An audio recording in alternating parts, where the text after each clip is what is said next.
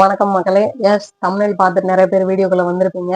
ஆமா, தம்ப்நெயில்ல பார்த்த எல்லா விஷயங்களையும் தான் உங்களுக்கு புரியிற வேல ஈஸியா நான் இந்த வீடியோல எக்ஸ்பிளைன் பண்ண போறேன். அதாவது தேர்தல் நேரங்கள்ல நடக்கக்கூடிய விதிகள், விதிமீறல்கள், விதிமுறைகள், கவர்மெண்ட் பத்தின விஷயங்கள், கவர்மெண்ட் அந்த நேரங்கள்ல எப்படி நடக்கணும், எப்படி நடக்கும், யாரோட கண்ட்ரோல்ல இருக்கும், எல்லா விஷயங்களையும் இந்த வீடியோல நான் உங்களுக்கு சிம்பிளா சொல்ல போறேன். அதுக்கு முன்னாடி இந்த சேனலை நீங்க சப்ஸ்கிரைப் பண்ணாம இருந்தீங்கன்னா நம்ம சேனலை சப்ஸ்கிரைப் பண்ணிக்கோங்க.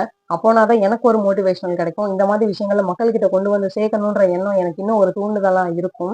வந்து ஓட்டர் ஐடென்டிட்டி ஸ்லிப், அதாவது வாக்காளர் அடையாள சீட்டு. அதாவது நம்மளுக்கு ஒரு ஸ்லிப் கொடுப்பாங்க இல்லையா, அது identity slip provided to voters must be on plain white paper and should not contain any party symbols or the candidate's name. அதாவது நம்மளுக்கு நம்ம பொதுமக்களுக்கு வந்து அந்த ஸ்லிப்பை கொண்டு வந்து நம்மளுக்கு கொடுப்பாங்க. கொடுக்கும்போது எந்த கட்சி தரப்பினர் கொண்டு வந்து நம்மளுக்கு கொடுத்தாலும் அந்த கட்சி தலைவர்களுடைய பெயர்களோ இல்லாட்டி அந்த கட்சியினுடைய சிம்பிள்ஸோ எந்த ஒரு விஷயமும் அந்த ஸ்லிப்ல இருக்கக்கூடாது. வெறும் பிளைன் ஒயிட் ஷீட்டா மட்டும்தான் நம்மளுக்கு அவங்க கொடுக்கணும். அப்புறம் 7th point, restrictions on party in power, அதாவது ரூலிங் பார்ட்டி எப்படி இருக்கணும், அது அது அதனுடைய விதிமுறைகள்.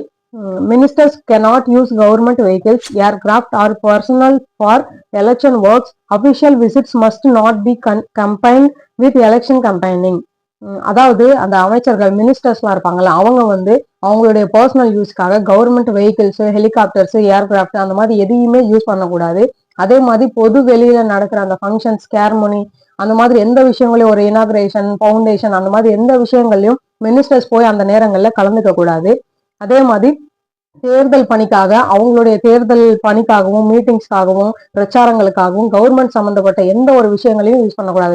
இந்த டாக் பங்களாஸ், அப்புறம் கவர்மெண்ட் ஹோட்டல்ஸ் அந்த மாதிரி நிறைய விஷயங்கள் இருக்கும். அது எதையுமே கவர்மெண்ட்ல இருக்கிற எந்த ஒரு ஃபெசிலிட்டிஸையும் அவங்களுடைய தேர்தல் விஷயங்களுக்காக பயன்படுத்திக்க கூடாது. அதே மாதிரி எந்த ஒரு ஆபீசர்ஸையும் தேர்தல் பணிக்காக எந்த ஒரு விதத்தையும் ஃபோர்ஸ் பண்ணக்கூடாது. அப்புறம் 8th பாயிண்ட் வந்து நோ நியூ அனௌன்ஸ்மெண்ட், அதாவது திட்டங்கள் எதையும் அனௌன்ஸ் பண்ணக்கூடாது. Once elections are announced, the government cannot launch new financial grants, lay foundation stones or promise projects that influences voters. அதாவது எந்த ஒரு புது ப்ராஜெக்ட்ஸை அவங்க எந்த ஒரு புது ப்ராஜெக்ட்ஸை ஸ்டார்ட் பண்ணக்கூடாது. அதே மாதிரி நியூ ஸ்கீம்ஸ் எதையும் அனௌன்ஸ் பண்ணக்கூடாது. அதே கவர்மெண்ட்ல இருக்கும்போது இது பண்ணக்கூடாது. தேர்தல் அறிக்கைகள் வேற, ஆனா கவர்மெண்ட்ல இருக்கும்போது நியூ ஸ்கீம்ஸ் எதையும் ஸ்டார்ட் பண்ணக்கூடாது. நியூ ஸ்கீம்ஸ் எதையும் எந்த ப்ராஜெக்டையும் ஸ்டார்ட் பண்ணக்கூடாது. அது ஏன்னா அது வந்து மக்களை இன்ஃப்ளூயன்ஸ் பண்ணும், அந்த நேரங்கள்ல மக்களை இன்ஃப்ளூயன்ஸ் பண்ணும். அதுக்கப்புறம் 9th பாயிண்ட்ஸ் வந்து எலெக்ஷன் மேனிஃபெஸ்டோ கைட்லைன்ஸ், அதாவது தேர்தல் அறிக்கையின் விதிமுறைகள். அதாவது ஒரு தேர்தல் அறிக்கையை விடுப்பாங்கல்ல எல்லா கட்சி தலைவர்களும், அந்த தேர்தல் அறிக்கையினுடைய விதிகள். Manifesto should not contain promises against constitutional ideals.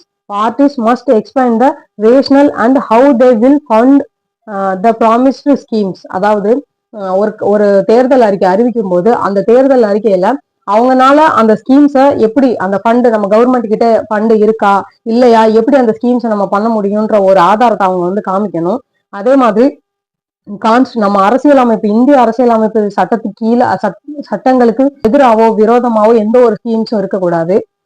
அப்புறம் 10th பாயிண்ட்ஸ், லாஸ்ட் பாயிண்ட்ஸ் வந்து மேனிஃபெஸ்டோ ரிலீஸ் பீரியட், அதாவது அறிக்கையை வெளியிடும் காலம்.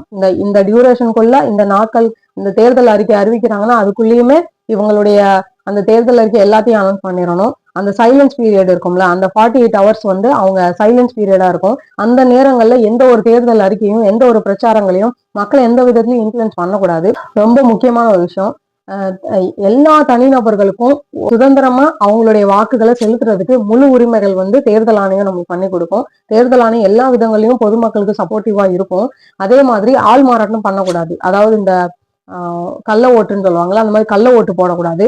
அதுக்கப்புறம் எல்லாருக்கும் தெரிஞ்ச ஒரு விஷயம், ரொம்ப முக்கியமான ஒரு விஷயம், எல்லாருக்கும் தெரிஞ்ச விஷயம் போதே உங்களுக்கு புரிஞ்சிருக்கும். பணம் என்னால இன்ன வரைக்கும் அந்த வீடியோல இது வரவே இல்லை அப்படின்னு நீங்க யோசிச்சிருப்பீங்க. ஆமா, எந்த ஒரு கட்சி தலைவர்களும் பொதுமக்களுக்கு பணம், பரிசு பொருட்கள், ஆடைகள், உடைகள் அந்த மாதிரி எந்த ஒரு பரிசு பொருட்களையும் பணங்களையும் அவங்க கொடுத்தா நீங்க வாங்கக்கூடாது. கொடுக்கறது எவ்வளவு குற்றமோ அதே போல வாங்குறதும் குற்றம் தான். தேர்தல் ஆணையம் வந்து நான் வாங்கலைங்க, இது வேணாங்க, என்ன எனக்கு தெரியாதுங்க அப்படின்லாம் சொன்னா அவங்க ஏத்துக்கவே மாட்டாங்க. தேர்தல் ஆணையம் அவங்களுடைய விதிமீறல்கள் ஏதாவது நடந்தா அவங்களுடைய டெசிஷன்ல ரொம்ப சிவியரா இருப்பாங்க. பொதுமக்களே, பணம் யாருக்கிட்டையும் வாங்காதீங்க, எந்த ஒரு பரிசு பொருட்களும் வாங்காதீங்க. அதுக்கப்புறம் 5 வருஷத்துக்கு ஒரு தடவை நடக்கிற ஒரு எலெக்ஷன், நமக்கான முடிவு 5 வருஷத்துக்கு ஒரு தடவை, நம்மளுக்கான ஒரு வேல்யூபிள் டைம் அது. தெரு மாறணும், நம்ம நாடு மாறணும், நம்ம ஊர் மாறணும் நீங்க நினைச்சீங்கன்னா கண்டிப்பா ஒரு நல்ல தலைவரை தேர்ந்தெடுங்க. நியாயமான ஒரு தலைவரை தேர்ந்தெடுங்க. மக்களுக்கு நல்லது பண்ணுவாரு அப்படின்ற ஒரு நம்பிக்கை இருக்கிற ஒரு தலைவரை தேர்ந்தெடுங்க. அந்த ஒரு நாள் தான் உங்க கையில அந்த பவர் இருக்கும். ஸோ இந்த வீடியோ பிடிச்சிருந்தா இந்த வீடியோக்கு லைக் பண்ணிட்டு நம்ம சேனலை சப்ஸ்கிரைப் பண்ணுங்க. Thank you so much.